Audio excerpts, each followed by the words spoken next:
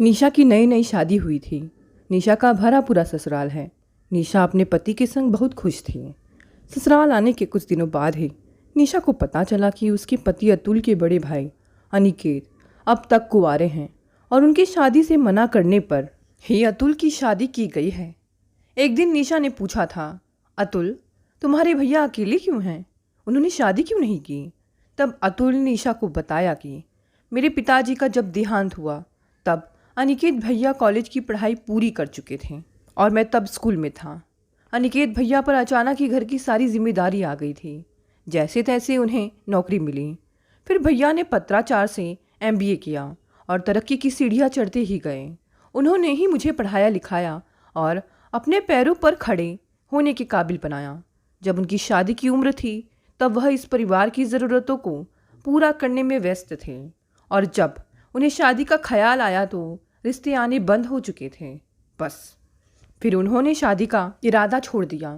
निशा अनिकेत भैया के सम्मान को कभी ठेस ना पहुंचाना।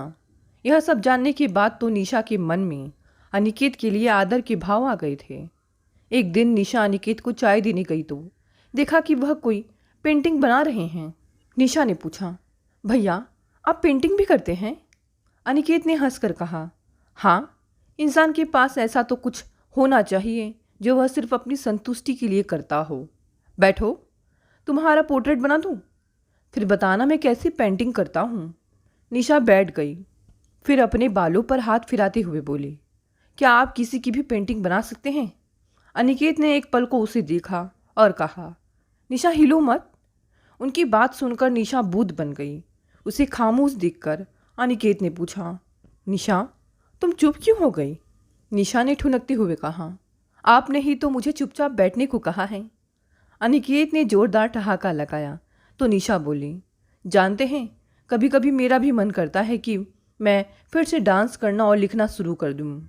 अनिकेत ने आश्चर्य से कहा, अच्छा तुम डांसर होने के साथ साथ कवि भी हो?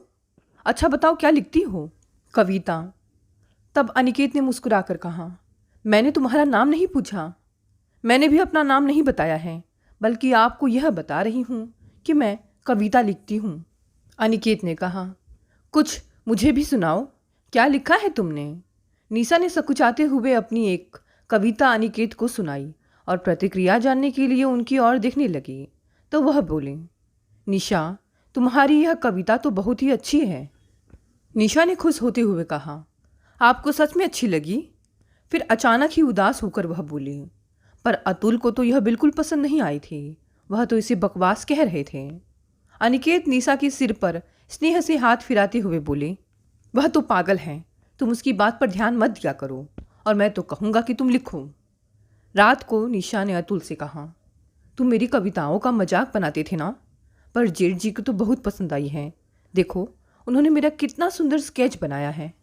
अतुल ने बिना स्केच की ओर देखे फाइलें पलटते हुए कहा, अच्छा है। निशा नाराज होते हुए बोली, तुम्हें तो कला की कोई कद्र ही नहीं है। अतुल हंसकर बोला, तुम और भैया ही खेलो यह कला और साहित्य का खेल, मुझे मत घसीटो इन सब में। अतुल की बातों से निशा की आंखों में आंसू आ गए तो वह चुपचाप जाकर लेट गई। थोड़ी देर बाद अतुल आया और बोला, तुम्हारी कविता और वह स्केच दोनों ही सुंदर हैं। इतना कहते कहते उसने निशा को अपने आगोश में ले लिया। अगले दिन अतुल ऑफिस से जाते समय निशा से बोला, सुनो बहुत दिनों से हम कहीं घूमने नहीं गए, आज शाम को तुम तैयार रहना, फिल्म देखने चलेंगे। पति की यह बात सुनकर निशा खुश हो गई और वह पूरे दिन उत्साहित रही। फिर शाम 5 बजे से ही तैयार होकर वह अतुल का इंतज़ार करने लगी। अनिकेत ने उसे गौर से देखा। पीली रंग की साड़ी में निशा सचमुच बहुत सुंदर लग रही थी। वह पूछ बैठे, क्या बात है निशा, आज कहीं जाना है क्या? निशा मुस्कुराकर बोली, आज अतुल फिल्म दिखाने ले जाने वाले हैं।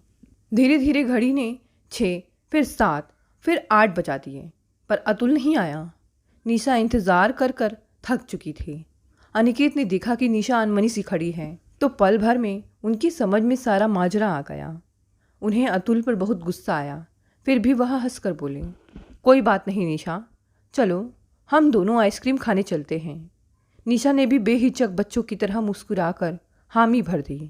अनिकेत ने चलते चलते निशा से कहा, तुम अतुल की बातों का बुरा मत माना करो। वह जो कुछ कर रहा है सब तुम्हारे लिए ही तो कर रहा है। निशा व्यंग से बोली, वह जो कर रहे हैं मेरे लिए कर रहे हैं, पर मेरे लिए तो ना उनके पास समय है ना मेरी परवाह ही करते हैं वे। अगर मैं ही न रही तो उनका यह किया किस काम का आएगा। निशा के इस सवाल का अनिकेत ने कोई जवाब नहीं दिया। शायद वह जानते थे कि निशा सही ही कह रही है। वे दोनों आइसक्रीम खा रहे थे कि एक भिखारी उसके पास आकर बोला, 2 दिन से भूखा हूँ, कुछ दे दो बाबा। अनिकेत ने जेब से 10 रुपये निकाल कर उसे दे दिए। वह आशीर्वाद देता हुआ बोला, आप दोनों की जोड़ी सलामत रहें। निशा ने एक पल को अनिकेत की ओर देखा और अपनी नज़रें झुका ली। दोनों घर पहुंचे तो देखा कि अतुल आ चुका था। निशा को देखते ही अतुल भड़क कर बोला, कहाँ चली गई थी तुम? कितनी देर से तुम्हारा इंतज़ार कर रहा हूँ, अब जल्दी चलो। निशा ने भी बिफर कर कहा, मुझे पूरी फिल्म देखनी थी, उसका अंत नहीं। मैं बहुत थक गई हूँ, अब मुझे कहीं नहीं जाना है। अतुल की आंखें क्रोध से दहक उठी। क्या मतलब है इसका? नहीं जाना था तो पहले बताती, मैं अपना सारा काम छोड़ कर तो नहीं आता। निशा की आंखों में आंसू छलक आए। काम काम और बस काम। मेरे लिए कभी समय होगा तुम्हारे पास या नहीं? मैं 5 बजे से इंतज़ार कर रही हूँ तुम्हारा। वह कुछ नहीं, तुम्हें 5 मिनट मेरा इंतज़ार करना पड़ा तो भड़क उठे। गुस्से से पैर पटकते हुए अतुल बोला, तुम्हारी तरह मेरे पास फुर्सत नहीं है, फिर यह सब मैं तुम्हारे लिए नहीं तो किसके लिए करता हूँ? निशा ने शांत स्वर में कहा, मैं तुमसे बस तुम्हारा थोड़ा समय मांगती हूँ, वही दे दो तो बहुत है, और कुछ नहीं चाहिए मुझे। इतना कहकर निशा अपने कपड़े बदल कर लेट गई। अनिकेत ने उन दोनों की बातें सुन ली थी। उन्हें लगा कि दोनों को अकेले में एक दूसरे के साथ समय बिताना बहुत ज़रूरी है। अगले दिन शाम को जब अनिकेत ऑफिस से आए तो बोले, माँ, मैं ऑफिस के काम से 15 दिन के लिए जा रहा हूँ, तुम भी चलो मेरे साथ। रास्ते में तुम्हें मौसी के पास छोड़ दूंगा और लौटते हुए साथ ही वापस आ जाएंगे। अनिकेत की बात पर माँ तैयार हो गई। निशा ने जब यह सुना तो एक पल को वह उदास हो गई। वह माँ से बोली, मैं अकेली पड़ जाऊंगी माँ, आप मत जाओ। माँ ने निशा को समझाते हुए कहा, अतुल तो है ना तेरा ख्याल रखने के लिए, अब कुछ दिन तुम दोनों एक दूसरों के साथ बिताओ। अगले दिन अनिकेत और माँ चले गए। अतुल ऑफिस जाने लगा तो निशा अपने होठों पर मुस्कान लाकर बोली, आप आज ऑफिस मत जाओ ना, कितने दिन हो गए हमने साथ बैठकर समय नहीं बिताया है। अतुल बोला, नहीं निशा, आज ऑफिस जाना बहुत ज़रूरी है, पर मैं शाम को जल्दी आ जाऊंगा, फिर हम कहीं बाहर खाना खाने चलेंगे। लेकिन इस बार भी अतुल नहीं आया। अकेली बैठी निशा फ़ोन की ओर देख रही थी, तभी फ़ोन की घंटी बजी। हेलो निशा, अनिकेत बोल रहा हूँ, कैसी हो? और अतुल कहाँ हैं? वह तो अब तक ऑफिस से नहीं लौटे। चलो आता ही होगा, तुम अपना और अतुल का ख्याल रखना। जी, कहते हुए निशा ने फ़ोन रख दिया। न चाहते हुए भी निशा दोनों भाइयों की तुलना कर बैठी। कितना फ़र्क है दोनों में, एक नदी सा शांत तो दूसरा सागर सा गरजता हुआ। मेरी शादी अतुल से नहीं अनिकेत से हुई होती। वह चौंक उठे। यह कैसा अजीब विचार आ गया उसके मन में, और क्यों? तभी अतुल घर में दाखिल हुआ। निशा ने घड़ी की ओर देखा तो रात के 10 बज चुके थे। निशा, मुझे खाना दे दो, मैं बहुत थक गया हूँ, सोना चाहता हूँ। निशा ने चौंक कर कहा, मैंने तो खाना बनाया ही नहीं। क्यों? अतुल ने पूछा। तुम ही तो कह कर गए थे ना कि खाना मत बनाना, कहीं बाहर चलेंगे। ओह, मुझे तो इस बात का ध्यान ही नहीं रहा। आज तो मैं इतना थका हूँ कि कहीं जाना नहीं हो सकता है। चलो तुम जल्दी से मेरे लिए कुछ बना दो। इतना कहकर अतुल कमरे की ओर बढ़ गया और निशा अपना होठ काट कर रसोई में चली गई। एक सप्ताह में ही निशा अकेलेपन से घबरा उठी। अतुल रोज घर से जल्दी जाता और बहुत देर से वापस आता। कभी थकान से चूर होकर सो जाता। जब यह सब निशा के लिए असहाय हो जाता तो वह अनायास ही अनिकेत की यादों में खो जाती। अनिकेत ने उससे कहा था कि जब बहुत परेशान हो और किसी काम में मन न लगे तो वह करो जो तुम्हें सबसे अच्छा लगता हो। यह तुम्हें मन और तन की सारी परेशानियों से मुक्त कर देगा। वह यही करती और सारी शाम नाचते हुए बिता देती। एक शाम अतुल को जल्दी घर आया देख निशा खुशी से चहक कर बोली, अरे आज तुम इतनी जल्दी कैसे आ गए? क्या मेरे बिना मन नहीं लग रहा था? अतुल ने हंसकर कहा, ज़्यादा खुश मत हो और जल्दी से मेरा सामान पैक कर दो। ऑफिस की काम से मुझे आज शाम को ही दिल्ली जाना है। निशा मायूस होकर बोली, अतुल तुम भूल गए क्या? कल हमारी शादी की सालगिरह है। अतुल अपने सिर पर हाथ मारते हुए बोला, ओह मैं तो भूल ही गया था। कोई बात नहीं, मेरे वापस आने पर हम सालगिरह मना लेंगे। निशा ने पति को मनाते हुए कहा, आप प्लीज़ मत जाओ, मैं घर में अकेली कैसे रहूँगी? अतुल ने झल्लाते हुए कहा, तुम कोई छोटी सी बच्ची नहीं हो जो अकेली नहीं रह सकती। मेरा जाना जरूरी है। अतुल को जाना था सो वह चला गया। निशा अपनी उम्मीदों और सपनों के साथ अकेली रह गई। सालगिरह के दिन अनिकेत ने फ़ोन किया तो निशा की बूझी सी आवाज़ को भांपते हुए उन्होंने पूछा, क्या हुआ निशा, तुम उदास हो? अतुल कहाँ है? अनिकेत की बातें सुनकर निशा बोली, वह ऑफिस के काम से दिल्ली गए हैं।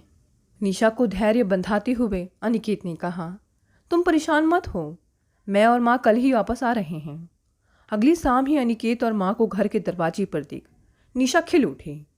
सामान रखते हुए अनिकेत बोले, कैसी हो निशा? तो निशा ने उनके जाने के बाद अतुल से हुई सारी बातें बता दी। अनिकेत एक लंबी सांस लेकर बोले, मैं तो यहाँ यह सोचकर गया था कि इस तरह तुम दोनों को करीब आने का मौका मिलेगा, पर यहाँ तो सारा मामला ही उल्टा दिखता है। निशा ने चौंक कर कहा, इसका मतलब आप बिना कारण यहाँ से गए थे। अब आप मुझे अकेला छोड़कर कभी मत जाना। आपके होने से मुझे यह एहसास होता रहता है कि कोई तो है जिसे मैं अपनी बात कह सकती हूँ। अच्छा बाबा, नहीं जाऊँगा। निशा ने हंसकर कहा, पर इस बार जाने की सज़ा मिलेगी आपको। वह क्या? आज आपको हमें आइसक्रीम खिलानी होगी। उस शाम बहुत अरसे बाद निशा खुलकर हंसी थी। वह अपने को बहुत हल्का महसूस कर रही थी। 2-4 दिन में अतुल भी वापस आ गया। आते ही उसने निशा को मनाने के लिए एक शानदार पार्टी दी। अब वह निशा को भी वक्त देने लगा था। निशा को लगा मानो अचानक सारे काले बादल कहीं खो गए और कुनकुनी धूप खिल आई हो। तभी एक शाम ऑफिस से आते ही अतुल ने कहा, निशा मेरा सामान पैक कर दो, मुझे ऑफिस के काम से लंदन जाना है। निशा ने खुश होकर पूछा, अरे वाह, कितने दिन के लिए? अतुल नज़रें झुकाकर बोला, 6 माह के लिए। निशा के साथ अनिकेत और माँ भी अवाक रह गए। माँ ने अतुल से कहा भी कि 6 माह बहुत होते हैं बेटा, निशा को इस वक्त तेरी ज़रूरत है और तू जाने का बात कह रहा है। ऐसा कर, इसे भी साथ ले जा। अतुल ने झल्लाकर कहा, ओ माँ, मैं वहाँ घूमने नहीं जा रहा हूँ। निशा वहाँ क्या करेगी? और फिर 6 माह कैसे बीत गए पता भी नहीं चलेगा। निशा कमरे में जाकर शांत स्वर में बोली, अतुल प्लीज़ मत जाओ, इस वक्त मुझे तुम्हारी बहुत ज़रूरत है। क्यों? इस वक्त में क्या खास है? निशा ने सकुचाते हुए कहा, मैं तुम्हारे बच्चे की माँ बनने वाली हूँ। अतुल चौंक कर बोला, क्या? इतनी जल्दी? फिर कुछ पल खामोश रहकर उसने कहा, सॉरी निशा, इसके लिए मैं तैयार नहीं था, लेकिन अब किया क्या जा सकता है। निशा अतुल के सीने पर अपना सिर टिकाते हुए बोली, तभी तो कह रही हूँ कि मुझे छोड़कर मत जाओ। अतुल ने उसे अपने से अलग किया और फिर बोला, तुम अकेली कहाँ हो निशा? यहाँ तुम्हारा ध्यान रखने को माँ है, भैया है। निशा ने चिढ़ते हुए कहा, तुम क्यों नहीं समझते कि औरत का घर परिवार उसके पति से होता है। वह ना हो तो क्या घर क्या घर वाले। तुम्हारी कमी कोई पूरी नहीं कर सकता अतुल। तुम्हारे साथ बिताने को तो सारी उम्र पड़ी है निशा, अतुल बोला। इसके बाद निशा कठपुतली की तरह अतुल का सारा काम करती रही, पर उसे एक बार भी रुकने को नहीं कहा। अतुल को एयरपोर्ट छोड़ने भी अनिकेत अकेले ही गए थे। अतुल के जाने के बाद निशा सारा दिन काम करती और खुश रहने का दिखावा करती, पर उसकी आंखों की उदासी को भांपकर अनिकेत उससे कहते, निशा तुम माँ बनने वाली हो, ऐसे समय में तो तुम्हें सदा खुश रहना चाहिए। तुम उदास रहोगी तो बच्चे की सेहत पर इसका असर पड़ेगा। जवाब में निशा हंसकर कहती, खुश तो हूँ, अब नाहक मेरे लिए परेशान रहते हैं। माँ और अनिकेत भरसक कोशिश करते कि निशा को खुश रखें, पर अतुल की कमी को वो पूरा नहीं कर सकते थे। अनिकेत निशा के मुंह से निकली हर इच्छा को तुरंत पूरी कर दें। इस तरह निशा को खुश रखने की कोशिश में वह कब उसको चाहने लगे उन्हें खुद पता नहीं चला। अपने ही छोटे भाई की पत्नी के प्रति मन में पनपते अनुराग ने उन्हें एक अपराध भाव से भर दिया था। वह चाह कर भी इस समय निशा से दूर नहीं जा सकते थे, लेकिन मन ही मन अनिकेत ने निर्णय कर लिया था कि अतुल के आते ही वह उन दोनों के जीवन से कहीं दूर चले जाएंगे। अचानक एक शाम काम करते करते निशा आंगन में फिसल कर गिर गई। अनिकेत तुरंत उसे लेकर हॉस्पिटल भागे। तब तक बहुत देर हो चुकी थी और निशा अपने बच्चे को खो चुकी थी। अनिकेत ने जब अतुल को इस बारे में बताकर उसे लौट आने को कहा तो अतुल बोला, भैया जो होना था सो हो गया। इस वक्त तो मेरा आ पाना संभव नहीं, पर जल्दी आने की कोशिश करूँगा। इस घटना के बाद तो निशा एकदम सी गुमसुम रहने लगी थी। इस दौरान अनिकेत ने अपने ऑफिस से छुट्टी लेकर एक छोटे बच्चे की तरह निशा की देखभाल की। निशा को यूं मन ही मन घुटते देख एक दिन माँ ने उनसे कहा, निशा मैं तुम्हारा दर्द समझती हूँ बेटा, पर इसका मतलब यह तो नहीं कि जीना छोड़ दिया जाए। माँ की बात सुनकर निशा ने सिसकते हुए कहा, तो और क्या करूँ, अब किसके लिए जीने की इच्छा रखूँ? अतुल के लिए, जिसने यह खबर सुनकर भी आने से मना कर दिया। सोचा था बच्चे के आने पर सब ठीक हो जाएगा, पर माँ अतुल अपने बड़े भाई जैसे क्यों नहीं हैं? कहते हुए निशा माँ के गले से लग गई।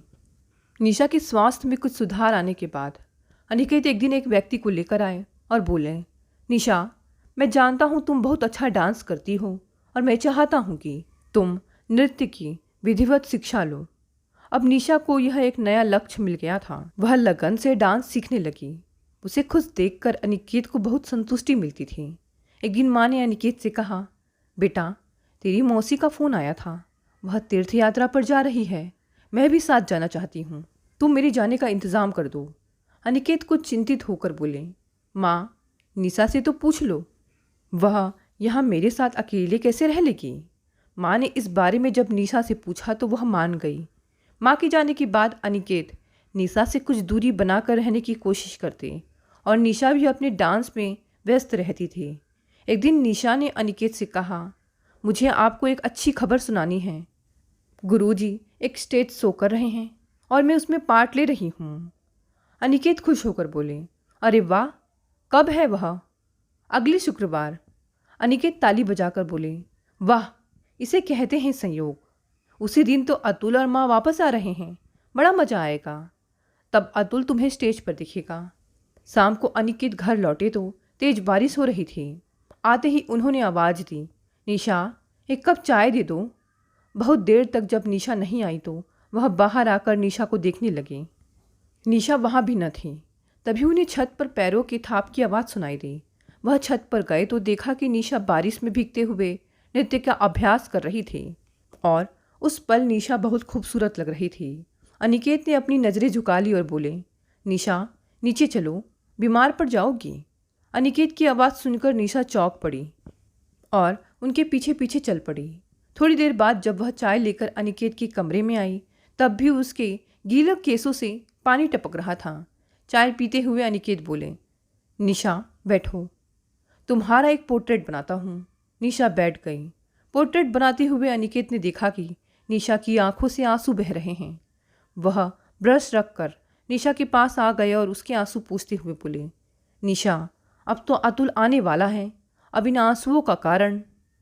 तब निशा तड़प उठी और अनिकेत के सीने से जा लगी। अनिकेत चौंक पड़े। निशा ने सिसकते हुए कहा, आपने मुझे अपने लिए क्यों नहीं चुना? चुना होता तो आज मैं इतनी अतृप्त और अधूरी ना होती। निशा भी उनसे प्यार करने लगी है, यह जानकर अनिकेत अचंभित हो उठे। अतुल के प्यार में सदा दाता होने का दंभ पाया है मैंने, पर आपके साथ मैंने अपने आप को जिया है। पर निशा आज अतुल वापस आने वाला है, तो फिर? कहते हुए निशा ने अनिकेत को जोर से अपने सीने से लगा लिया, मानो अब वह अनिकेत को अपने से दूर जाने नहीं देना चाहती है। तभी दरवाजे की घंटी बजी। निशा ने दरवाज़ा खोला तो माँ को सामने पाकर वह खुशी से उछल पड़ी। माँ ने निशा के चेहरे पर छाई खुशी को देखकर पूछा, क्या बात है निशा, बहुत खुश लग रही हो, अतुल आ गया क्या? माँ की बात सुनकर निशा ने अनिकेत की ओर देखा तो बात को संभालते हुए वह बोले, अतुल आज शाम को आएगा और आज निशा का स्टेज शो है ना, इसलिए यह बहुत खुश है। शाम को निशा को मानस भवन छोड़कर अनिकेत अतुल को लेने एयरपोर्ट चले गए। एयरपोर्ट से लौटते समय घर न जाकर कहीं और जाते देख अतुल बोला, हम कहाँ जा रहे हैं भैया? चलो तुम्हें कुछ दिखाना है। स्टेज पर अपनी पत्नी निशा को देखकर अतुल निहाल हो गया। वह बहुत ही आकर्षक लग रही थी। उसका डांस भी बहुत अच्छा था। नाटक खत्म होने पर जब अनिकेत और अतुल निशा से मिलने गए तो वहाँ लोगों की भीड़ देखकर हैरान रह गए। लौटते हुए अतुल ने निशा से कहा, मुझे नहीं पता था कि तुम इतनी अच्छी डांसर हो। निशा ने धन्यवाद कहा। घर लौटते ही निशा बोली, माँ मैं अपने घर जा रही हूँ। निशा की बात सुनकर सभी सख्ती में आ गए। माँ ने चौंक कर कहा, आज ही तो अतुल आया है और तुम अपने घर जाने की बात कर रही हो? इसीलिए तो जा रही हूँ माँ, अब मैं अतुल के साथ एक छत के नीचे नहीं रह सकती। निशा की यह बात सुनकर अतुल ने गुस्से से कहा, यह क्या बकवास कर रही हो निशा? मैं तुम्हारा पति हूँ, कोई गैर नहीं। निशा बिफर कर बोली, पति? तुम जानते भी हो पति शब्द का मतलब क्या होता है? नहीं, तुम्हारे लिए बस काम, पैसा, तरक्की, स्टेटस यही सब कुछ है। भावनाएं, प्यार क्या होता है इससे तुम अनजान हो। अतुल भड़क कर बोला, तुम इस तरह मुझे छोड़कर नहीं जा सकती। क्यों? क्यों नहीं जा सकती? ऐसा क्या किया है तुमने आज तक मेरे लिए जो तुम मुझे रोकना चाहते हो? जब जब मुझे तुम्हारी ज़रूरत थी तुम नहीं थे। यहाँ तक कि जब मैंने अपना बच्चा खोया तब भी तुम मेरे साथ नहीं थे। और तुम्हें तो इससे खुशी ही हुई होगी। तुम उस झंझट के लिए तैयार जो नहीं थे। मन का रिश्ता तो तुम मुझसे कभी जोड़ ही नहीं सके और इस तन का रिश्ता भी आज मैं तोड़कर जा रही हूँ। निशा के तानों से तिल मिलाकर अतुल ने तलखी से कहा, तुम्हें क्या लगता है कि तुम यूँ चली जाओगी और मैं तुम्हें जाने दूंगा? इतना कहकर अतुल निशा की बाह पकड़ कमरे की ओर ले जाते हुए बोला, चुपचाप अंदर चलो। मैं तुम्हें अपने को इस तरह अपमानित नहीं करने दूंगा। आखिर मेरी भी समाज में कोई इज्जत है। अतुल, निशा का हाथ छोड़ दो, माँ ने तेज स्वर से कहा। माँ, तुम भी इसका साथ दे रही हो? अतुल चौंक कर बोला। निशा की बाह अतुल से छुड़ाते हुए माँ बोली, हाँ अतुल, क्योंकि मैं जानती हूँ कि यह जो कह रही है सही है। आज भी तुम उसे अपने प्यार की खातिर नहीं, समाज में बनी अपनी झूठी प्रतिष्ठा के कारण रोकना चाहते हो। निशा को यह कदम तो बहुत पहले उठा लेना चाहिए था। जाने दो उसे। निशा ने नम आंखों के साथ माँ के पैर छुए और अनिकेत की ओर पलट कर बोली, आपने मुझे जीने की जो नई राह दिखाई है उसके लिए मैं आपकी आभारी हूँ। अब नृत्य साधना को ही मैं जीवन का लक्ष्य बना दिया है। आपसे जो भी मैंने पाया है वह मेरे लिए अनमोल है। वह सदा मेरी अच्छी यादों में अंकित रहेगा। इतना कहकर निशा मायके लौट गई। मायके या कहो दीदी जीजा का घर, क्योंकि निशा के पापा तो कोरोना में ही चल बसे थे और माँ तो बचपन से ही नहीं थी। धीरे धीरे 2 महीने बीत गए। जब निशा वापस नहीं आई तो अतुल ने ही तलाक का नोटिस भेज दिया, क्योंकि वो भी निशा को नहीं चाहता था। एक बात और थी जिसकी अभी तक किसी को भी खबर नहीं थी कि अतुल की निशा दूसरी पत्नी थी। दरअसल अतुल ने 4 साल पहले ही लंदन में बसी एक लड़की से शादी कर ली थी और उन दोनों को 2-3 साल का एक बेटा भी है। अतुल चाहे तो अपनी शादी के बारे में सबको बता भी सकता था, लेकिन वो तो कुछ और ही चाहता था। समाज की नज़रों में अपनी अलग छवि बनाए रखने के लिए उसने दूसरी शादी की। अब जब निशा खुद उसे छोड़कर चली गई तो उसे भी बहाना मिल गया तलाक का। खैर, कुछ महीनों बाद दोनों अलग हो गए। निशा और अनिकेत भी एक बंधन में बंध गए, जिसको सभी ने स्वीकार किया, सिर्फ अतुल को छोड़कर। हमेशा के लिए सबसे रिश्ता तोड़कर अतुल इस बार हमेशा के लिए लंदन चला गया। लेकिन हकीकत सबसे छुपती नहीं। अतुल की सच्चाई सबके सामने आ ही गई एक दिन। इसलिए माँ जी बहुत दुखी थी कि अपने ही नालायक बेटे के नालायकी की वजह से निशा के साथ बहुत गलत हुआ। लेकिन अगले ही पल अपने लायक बेटे अनिकेत के संग निशा को सुखी देखकर उनका मन खुश हो जाता। दोस्तों, ये कहानी यहीं समाप्त हो गई। कहानी पसंद आए तो इसे लाइक, शेयर, कमेंट करें।